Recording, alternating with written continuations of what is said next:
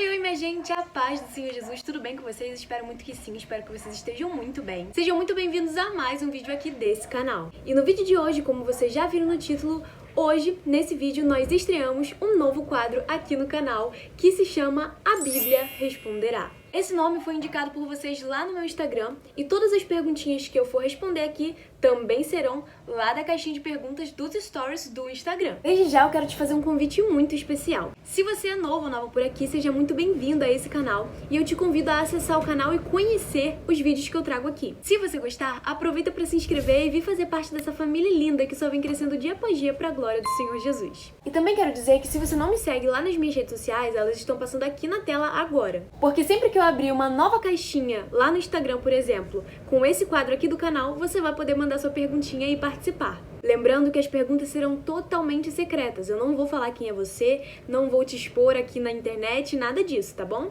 Então agora, vamos pro vídeo. E a primeira pergunta é: como se posicionar como cristão no meio de pessoas não cristãs? Bom, gente, como o nome desse quadro já diz, a Bíblia responderá.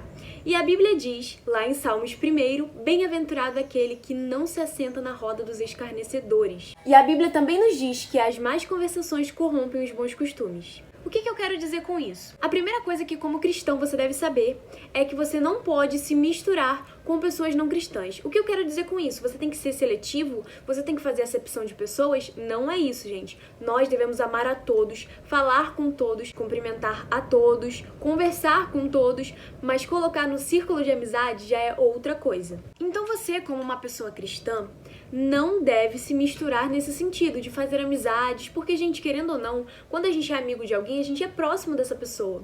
E se as conversas de um dizem sobre uma coisa e a conversa de outro sobre outra, sabe, não vai bater, não vai dar certo isso. A Bíblia também nos diz como andarão dois juntos se não estiverem de acordo. Então, o meu conselho pra você, como uma pessoa cristã, é não se misturar nesse sentido, sabe, de dar certas liberdades que uma amizade dá. Mas como a pergunta foi como se posicionar como uma pessoa cristã no meio de pessoas não cristãs, nós temos que aprender, por exemplo, com Daniel, porque ele e seus amigos estavam num lugar onde as pessoas não eram cristãs, vamos dizer nos dias de hoje. Daniel e seus amigos eram cristãos. E onde eles estavam, na Babilônia, ninguém era cristão, sabe? E até mesmo o seu povo, que eram os israelitas, eram os judeus, também se contaminaram. Então imagina como foi difícil se posicionar no meio de pessoas assim. E o que eles fizeram mediante tudo isso? Eles não se dobraram e não se contaminaram com aquilo que o mundo ou as pessoas não cristãs estavam oferecendo. Então o meu conselho pra você é, pra você se posicionar, você tem que ser diferente. Em toda a caminhada de Daniel e seus amigos, nós podemos notar que eles são diferentes dos demais. E você, como uma pessoa cristã, deve saber se posicionar sendo diferente dos demais. Até porque se alguma vez você for dizer algo que seja sua opinião ou até mesmo uma opinião bíblica, as pessoas nunca darão crédito a você se você for igual a elas, ou se você fizer as mesmas práticas que elas fazem. Não aceite aquilo que estão te oferecendo. Se posicione. Se for necessário, se afaste. Não compactue com o mal. Vamos para a próxima pergunta. A próxima pergunta diz assim: como ter certeza de qual é o meu chamado? Gente, essa é uma questão bem complicada, porque eu acredito que a maioria dos jovens passam por isso e até alguns adultos vivem essa fase de querer descobrir qual é o chamado. Mas o que eu quero te dizer nesse vídeo é algo que eu aprendi ainda esse ano, foi mais forte ainda o aprendizado sobre isso, é que todos nós cristãos temos um chamado único, um chamado específico que é para todos os cristãos, independente do ministério. E esse chamado é o que Jesus nos ensina. E ele diz: ide por todo mundo e pregai o evangelho a toda criatura. Esse é um chamado único para todos os cristãos. Eu quero te dizer que, independente do chamado que você tenha ou do chamado que você está tentando descobrir que tem, é importante que você saiba que o seu chamado tem que condizer com esse chamado, que é cumprir o ID.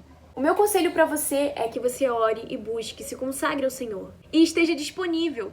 Melhor do que você querer descobrir qual é o seu chamado, é você cumprir o chamado dele na sua vida. E se você pensa que Deus está te chamando para uma obra, para uma missão e não tem certeza disso, ore a Deus. O Senhor agora mesmo me fez lembrar de Gideão. Você se lembra que quando o Senhor chamou Gideão para libertar os israelitas das mãos dos midianitas, ele fez uma prova com o Senhor? Ele disse: Senhor, eu vou colocar essa lã aqui. Se quando eu voltar, ao redor da lã estiver molhado e ela estiver seca, eu tenho certeza que eu devo ir. Foi basicamente assim. E depois ele fala: Senhor, Senhor, eu vou deixar essa lã aqui. Se quando eu voltar, a lã estiver molhada e em volta dela estiver seco, eu sei que foi o Senhor. Peça a Deus confirmações e respostas. E eu tenho certeza que se Ele realmente te chamou para essa obra, Ele vai confirmar. Nem que seja no íntimo do seu coração. A próxima pergunta diz assim: como ter mais intimidade com Deus? E, gente, essa é uma questão que muitas pessoas buscam, muitos querem. E isso é lindo. É lindo ver que ainda há pessoas, jovens, adultos, crianças, que ainda buscam ter intimidade com o Senhor, criar relacionamento com o Senhor. E eu tenho certeza que se eu me alegro, o Senhor se alegra ainda mais. E o meu conselho para você que está buscando ter mais intimidade com Deus é que você se consagre ao Senhor. Todas as pessoas que tinham intimidade com o Senhor, você pode perceber que tinham um particular com o Senhor. Um exemplo disso é Jesus. Você se lembra provavelmente que Jesus, depois de curar, enfim, ensinar, muitas vezes depois a Bíblia vai citar bem assim: e Jesus afastou-se e foi para um lugar solitário para orar. Então, o Deus encarnado, que menos que todo mundo precisava orar, assim dizendo, né, orou. Ele tinha um particular com Deus e por isso ele tinha intimidade com o Senhor, sabe? Então, o próprio Jesus é um exemplo de que nós, como homens e mulheres, também conseguimos ter essa intimidade com o Senhor. Para você ter mais intimidade com o Senhor, você precisa se consagrar a Ele. Dizendo para se consagrar, eu quero dizer para se separar. Se separe do mundo, às vezes de amizades, às vezes do celular que vive te afastando do Senhor. Você sabe o que te afasta dele. Busque a cada dia mais o reino dos céus antes de todas as coisas. A próxima pergunta é: como saber que foi Deus falando comigo? Gente, essa é uma questão um pouco complicada também, porque muitas vezes Deus pode falar conosco através da palavra, Ele pode falar através de sonhos e visões, Ele pode falar através de profetas, Ele pode falar também no nosso íntimo, no nosso coração. Então é muito complicado, mas a melhor forma de você ter certeza de que foi Deus falando com você é tendo intimidade com o Espírito. Por que eu digo isso? Porque quando é Deus, o Espírito testifica dentro de nós. Mas, se por exemplo você recebeu uma profecia e tem dúvida de que foi Deus falando com você, o meu conselho é que você ore. Pergunte ao Senhor: Senhor, isso vem de ti? E eu tenho certeza que o Senhor vai te responder. Essa questão de ter certeza de que foi o Senhor falando também se encaixa na questão de intimidade com o Senhor. Quando nós temos intimidade com um amigo nosso aqui na Terra, nós sabemos que é Ele que está falando, sabe? Mas por que será isso? Porque a gente conhece a voz dele. Quando a gente tem intimidade com um amigo, a gente conhece a voz dele. Talvez algum amigo seu pode gritar lá de longe: ô fulano de tal. Aí alguém vai dizer: ué, quem tá gritando? Você logo vai dizer: ah, é meu amigo. Mas por quê? Porque você conhece a voz dele. E assim também é com o Senhor. Quando nós temos intimidade com o Senhor, relacionamento com o Senhor, nós conhecemos a voz dele e conseguimos distinguir quando é o Senhor falando e quando não é. A próxima pergunta nos diz assim: para que serve o jejum? Gente, esse assunto é um pouco mais extenso. Talvez eu possa trazer um vídeo aqui explicando melhor pra vocês. Mas o jejum, gente, é basicamente a gente se abster das coisas da terra para poder se alimentar das coisas do céu. É a gente sacrificar a nossa carne para poder alimentar o nosso espírito. Percebe que está conectado um com o outro? Não tem como eu fazer um jejum sem comer os alimentos aqui da terra e também não comer os alimentos celestiais. O que você quer dizer com isso, Érica? Calma que eu te explico. Não tem como você apenas dizer: eu estou de jejum, por exemplo, de 8 horas até meio-dia. Um exemplo. A hora que você acordou até meio-dia. E aí você vai, fica sem comer, mas também fica sem comer o espiritual. Então você não alimentou o seu espírito, você até mortificou a sua carne, mas o espírito não se fortaleceu. É uma via de mão dupla. Ao mesmo tempo que você para de alimentar a carne, você alimenta o espírito, porque a carne vai morrendo a cada dia e o espírito vai se fortalecendo a cada dia mais. Então para que serve o jejum? Resumidamente falando, o jejum é para matar a sua carne e dar vida e alimentar o seu espírito. A próxima pergunta nos diz: disse sim para algo que Deus já tinha dito não. O que faço agora? Gente, essa é uma questão bem complicada e bem delicada. Hoje nós estamos lidando com situações complicadas por aqui. Mas a primeira coisa que a gente tem que parar para pensar é: por que você desobedeceu a Deus?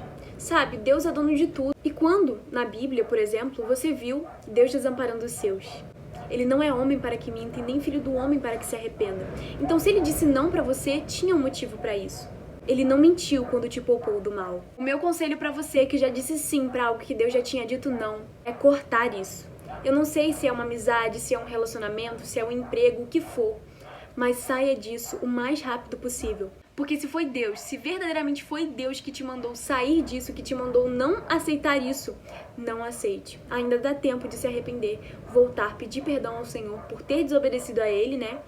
e não fazer mais isso. Porque, infelizmente, nós sofreremos as consequências das nossas atitudes. É aquela coisa que todo mundo sabe que é muito verdade. Toda ação tem a sua reação. Não é punição divina, não é que Deus está te punindo, sabe? Mas Ele já tinha te alertado antes. Só que você tapou os ouvidos e não quis ouvir. Então, meu conselho pra você é esse. Se afaste daquilo que Deus já disse não e você insiste em dizer sim. A próxima pergunta diz assim: o que mostra que você é cheio do Espírito Santo? E essa é uma pergunta, gente, até fácil de responder. O que mostra que uma pessoa é cheia do Espírito Santo não é se ela fala em línguas, não é se ela lê muito a Bíblia, mas logicamente uma pessoa cheia do Espírito lê muito a Bíblia. Mas vocês vão entender o que eu tô querendo dizer. Não é que ela louva bem ou que ela prega bem. Não, gente, isso são talentos. O que mostra que uma pessoa é cheia do Espírito Santo é o fruto do Espírito. O que seria o fruto do Espírito? Vou falar alguns aqui só pra vocês saberem, mas são 9 frutos que diz lá em Gálatas 5. Vou tentar deixar aqui na tela pra vocês. Alguns deles são amor, mansidão, domínio próprio, entre muitos outros. É esse fruto que mostra que a pessoa é cheia do Espírito Santo. A próxima pergunta diz: como convencer uma pessoa que beber é pecado? Eita, gente, uma pergunta polêmica por aqui, né? Porque eu descobri que, por incrível que pareça, talvez você vai se chocar com isso tanto quanto eu, algumas igrejas permitem sim que as pessoas bebam. Só que a própria palavra nos mostra que nós devemos fugir da bebedice. E o que eu acho sobre isso é que você bebendo, você vai estar tipo assim, entrando em outra atmosfera. Porque eu não sei se você já percebeu, mas quando uma pessoa bebe, ela fica totalmente diferente, né? Realmente embriagada ali. E a embriaguez não é do Senhor, sabe? Você às vezes está bebendo para poder se distrair dos seus problemas, mas quem disse que você tem que fugir dos seus problemas? Você tem que ser homem, ser mulher o suficiente pra resolvê-los e não pra fugir deles, sabe? É um pouco duro dizer isso, mas é realidade, gente. As pessoas bebem às vezes pra distrair a cabeça ou coisas do tipo, sendo que, gente, a melhor forma de você resolver os seus problemas não é fugindo deles. Eu já disse isso aqui. E quando você bebe, você basicamente foge da realidade, sabe? E o Senhor não criou homens e mulheres pra fugir da realidade, sabe? Ele criou homens e mulheres fortes o bastante pra suportar aquilo que está sendo imposto em nossas vidas, sabe? Mas é isso, gente. Beber é pecado, sim. E nós, como cristãos, não podemos aceitar isso em nossas vidas. Então, gente, essas foram as perguntinhas. Esse foi o vídeo. Eu espero que vocês tenham gostado. Se você gostou, não se esqueça de deixar o seu like, porque isso é muito importante para a colaboração desse vídeo aqui e desse canal. Assim, o YouTube entende que o vídeo é bom e ele entrega para mais pessoas. E entregando o meu vídeo aqui do canal para mais pessoas conhecerão o canal e mais pessoas virão fazer parte da nossa família. Então você deixando um like, que não vai custar nem 2 segundos do seu dia, vai ajudar muito. Eu vou ficando por aqui, desde já agradeço a colaboração de vocês assistindo o vídeo até o final, tá bom? Fiquem com Deus, tchau, tchau e até o próximo A Bíblia Responderá.